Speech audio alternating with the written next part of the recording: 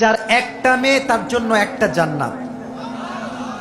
এক সাহাবী বলল, ইয়া রাসূলুল্লাহ, যার দুইটা মেয়ে তার কি হবে? নবীজি বললেন, যার দুইটা মেয়ে তার দুইটা জান্নাত। এত আস্তে সুবহানাল্লাহ, তো জোরে সোরে পড়েন সুবহানাল্লাহ। আরেকজন সাহাবী তিনটা মেয়ে ছিল, সে দাঁড়িয়ে বলছে, ইয়া রাসূলুল্লাহ, যার তিনটা হবে তার কি হবে? নবীজি বললেন, তার তিনটা জান্নাত হবে।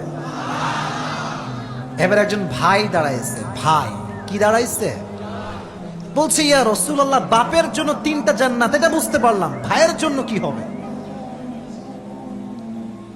নবীজি বললেন, শোনো, যদি কোনো ভাই তার বোনের হক আদায় করে, তার প্রাপ্য জমি আদায় করে, তাকে সঠিক জায়গায় বিয়ে দিয়ে দেয়, আল্লাহ তাকে জান্নাতে প্রবেশ করাবে।